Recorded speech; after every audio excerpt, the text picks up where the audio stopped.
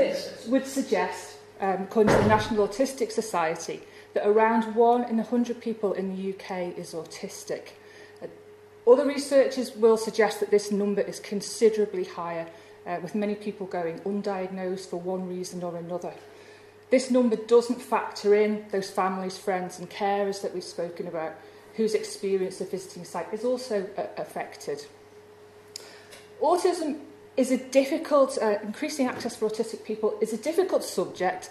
Autism is an umbrella term. I'm not going to be any more specific than that during this presentation, but the spectrum and severity of autistic experience will vary widely from person to person and circumstance to circumstance. Autism can be misunderstood, misconstrued amongst people who don't understand it, and it can be stereotyped.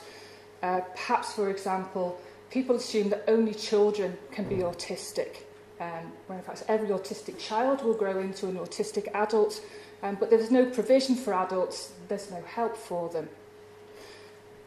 There might be a stereotype to do with these sort of sites that I'm looking at, in that we might think it's only loud music or bright flashing lights that could cause a problem. That's obviously not present at archaeological sites, but there are issues to access on these sites which we've tried to address.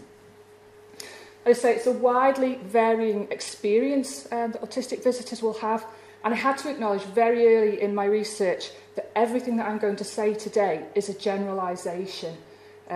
It's a way to try and address as many issues as possible, but I always had to bear in mind and acknowledge that any suggestions, they're not going to work for everybody, they're only going to work for some people. So a barrier to access is anything which interferes or prevents you with engaging with a site when you get there. For some autistic people, this might be to do with social interaction. Your experience of dealing with other visitors, perhaps if you meet them unexpectedly on a site, can either affect the experience itself, or the chance that you are going to meet somebody could put you off going altogether. Autistic people might need additional time to process information.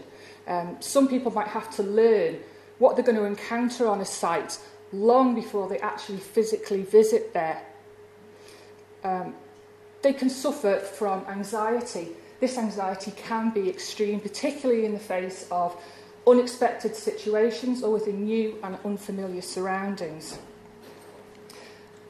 Autistic visitors may also have other challenges. They might have a physical disability. They might have a learning disability. So we can't assume what every person's access needs are going to be.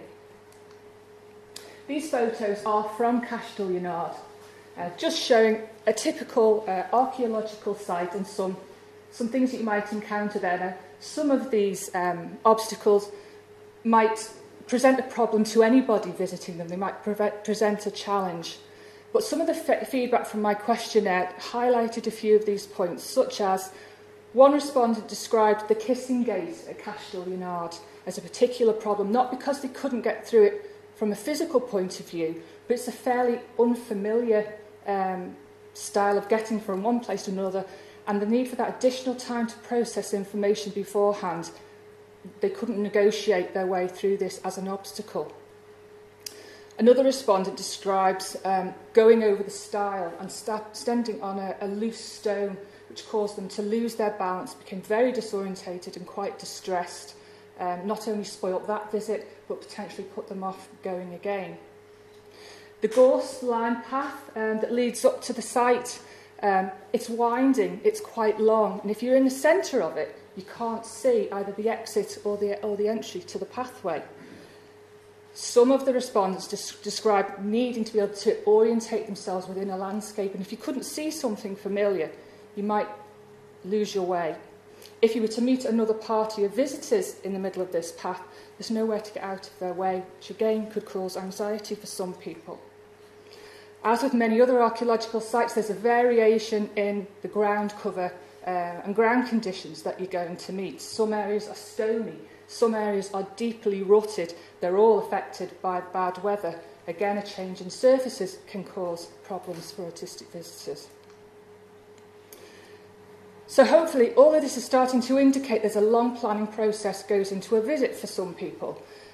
Rather than beginning on the site itself, for some autistic visitors, the visit will begin at a website, which is the first point of contact in a quite complicated planning stage of getting there. So it's very important that at this first point of contact, number one in the chain, that there is sufficient information and a sufficient welcome to encourage people to go. This information can include what they're going to encounter when they get there. It would certainly also have to factor in the journey. Can you get there by public transport? Can you park there when you get to the site? The on-site conditions need to be considered. Are the toilet facilities when you get there? And is the interpretation of what the site is presented in the media that is suitable for that visitor? If any of this information on any of these stages are missing, this planning process can be interrupted and the visit might end there without them ever visiting a site, which would have actually been very beneficial. There's always going to be unexpected factors as well: traffic delays, weather changes and the presence of other visitors, which cause an issue. What I propose is the provision of sensory guide material. A sensory guide is additional formats of information. I say, when I was my work placement, we worked on access guides. There are 18 already for archaeological sites on the Isle of Man. These are very detailed. They do produce the diagrams and photographs suggested in here, so could in themselves be a useful way for autistic people to learn a site before they go. The sensory guide goes a step further in providing additional material. Written material can also be presented in bullet points, in easy-to-read text, and perhaps simplified terminology, taking a lot of the wordiness out of a description to make it easily and quickly understandable. Text can also be supplemented by pictograms and symbols for people who can't process text for one reason or another. You can provide information in the form of audio guides or film footage. This could include sign language for people who also have hearing challenges. It could include a clip of somebody going through that kissing gate at Cashel Yard, which a visitor could watch repeatedly as many times as they need to do to be comfortable with how it works once they get there. You can provide site information in all these formats available for all ages, not just children, but for those adults who want to learn all about what the site is as well. And increasingly, heritage agencies are using technology such as augmented and virtual reality to help bring these sites to life before you go there. This is a very useful implementation for some visitors. All of this information and anything else which is identified as being useful could be provided at that first point of contact on a website and available to all.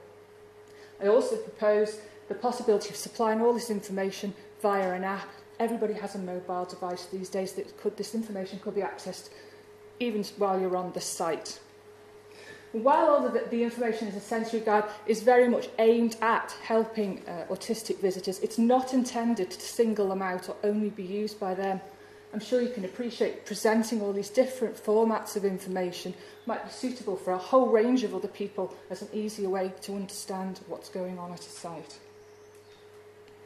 So a couple of examples of what two heritage agencies are doing.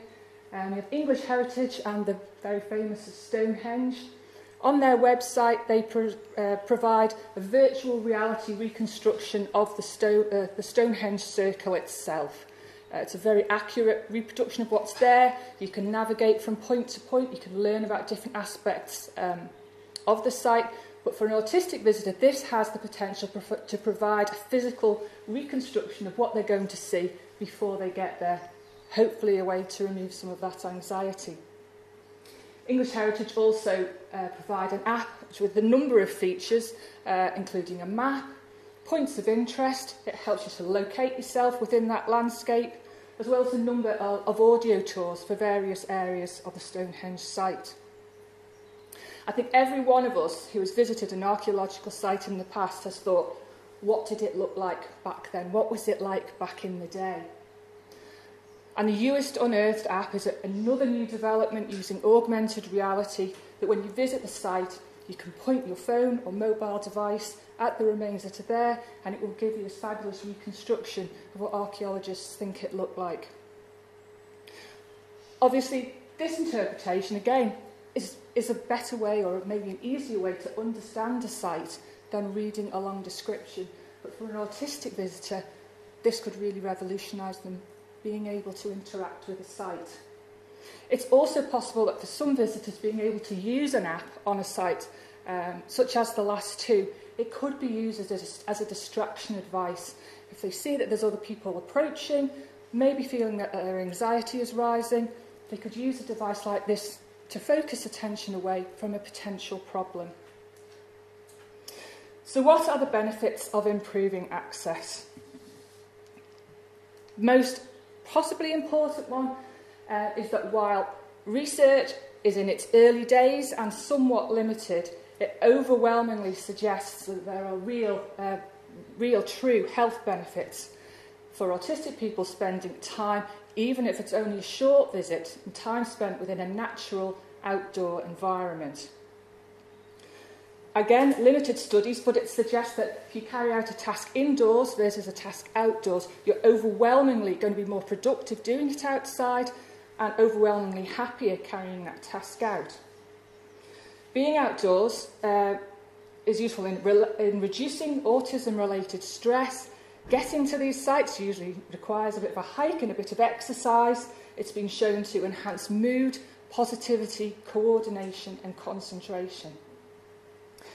My research and the answer to the questionnaire suggested that the two most equally important factors in visiting a site was their historical interest, but also the potential to relieve stress once a visitor was there.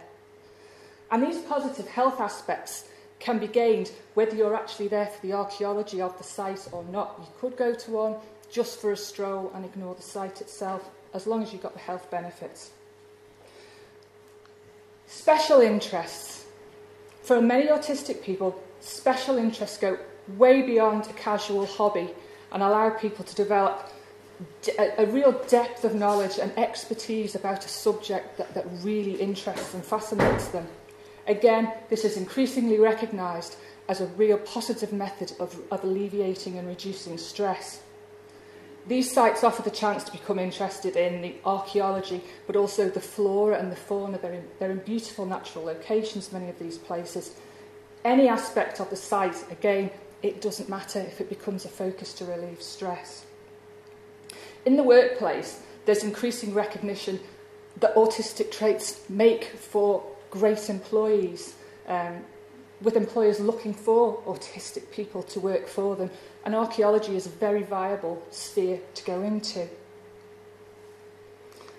And engagement. Whilst admittedly, many of the respondents to the questionnaire suggested that they would really rather have these sites all to themselves in an ideal world, the amount of sites that we have on the Isle of Man does make that quite possible.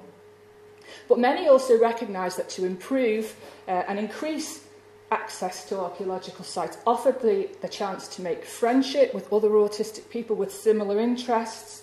There was interest expressed with on-site activities, the formation of an archaeology group, and a range of activities both from handling artefacts and a mini dig on site to doing craft activities. Again, it didn't have to be archaeology focused.